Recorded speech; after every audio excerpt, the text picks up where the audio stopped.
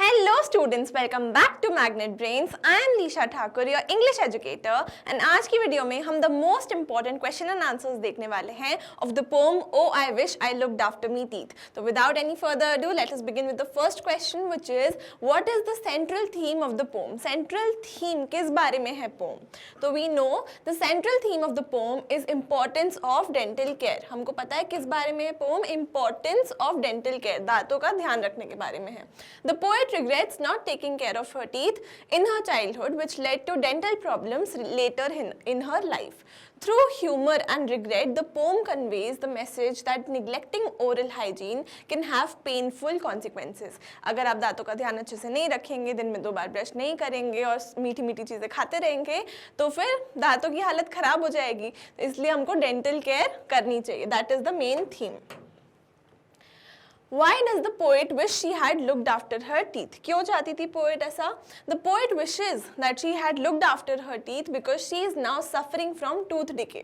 वो चाहती थी काश मैंने अपने दांतों का ध्यान रख लिया होता क्योंकि अब she is suffering from tooth decay मतलब उनके दांत खराब हो रहे हैं.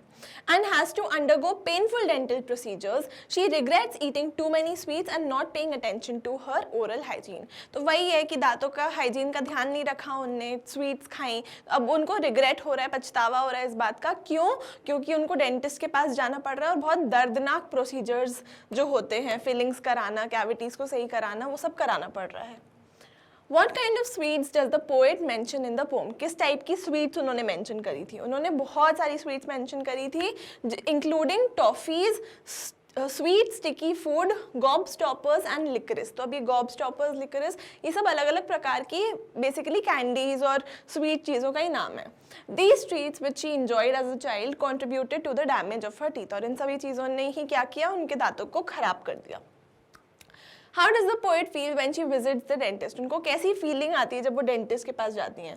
तो उनकी फीलिंग्स क्या है? रिग्रेटफुल मतलब उनको पछतावा होता है, ठीक है. एंक्शियस क्योंकि वो डरी हुई हैं कि कितना पेन हो सकता है डेंटल प्रोसीजर्स में. And helpless. हेल्पलेस क्यों? क्योंकि अब तो दांत खराब हो गए, अब नाउ शी इज हेल्पलेस, अब कुछ नहीं हो सकता, अब दांतों का ट्रीटमेंट कराना ही पड़ेगा. When she visits the dentist, sitting in the dentist chair reminds her of neglectful past. मतलब जब वो ध्यान नहीं देती थी अपने दांतों की पे तो निग्लेक्ट करती थी वो उस चीज को.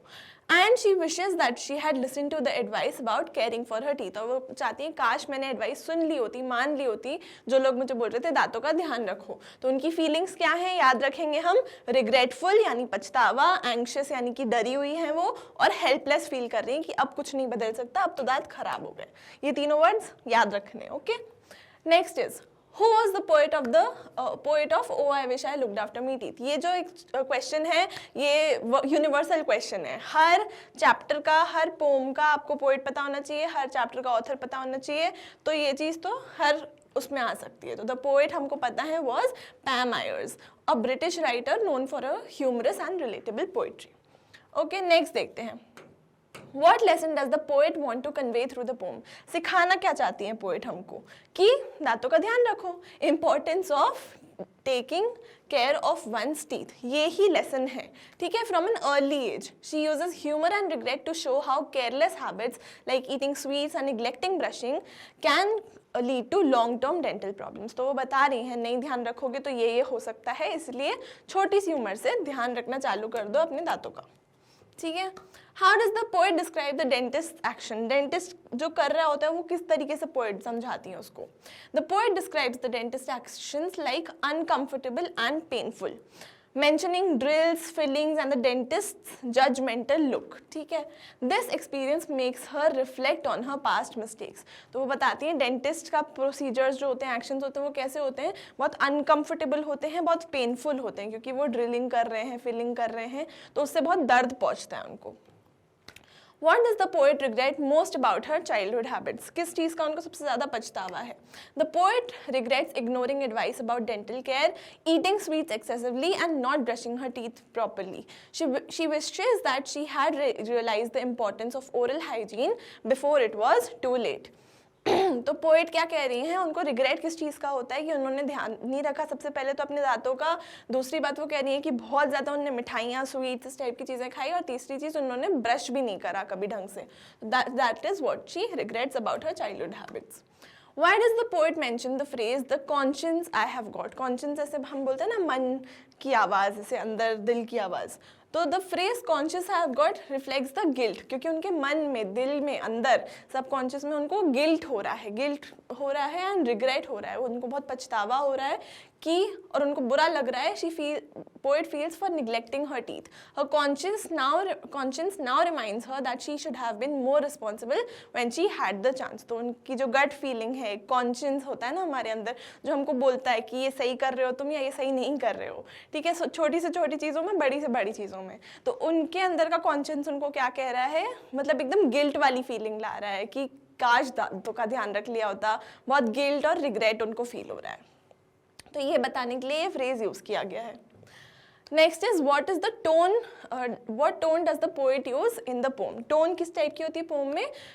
पूरी की पूरी टोन इस टाइप की है कि बहुत हंसी मजाक वाली है, ह्यूमरस सी है, एक वो दिखाना चाह रही है लाइट हार्टेड वे में सब चीज़ें. तो ह्यूमरस मतलब थोड़ा हंसी मजाक वाला, एंड लाइट हार्टेड मतलब थोड़ा नॉर्मल वे में वो बात कर रही है, कोई से बहुत जंग वंग की नहीं बातें कर रही है, एकदम लाइट हार्टेड टोन में है poem, mixed with a little bit of regret, और पछतावे की भी थोड़ी सी फीलिंग टोन आती है इसमें.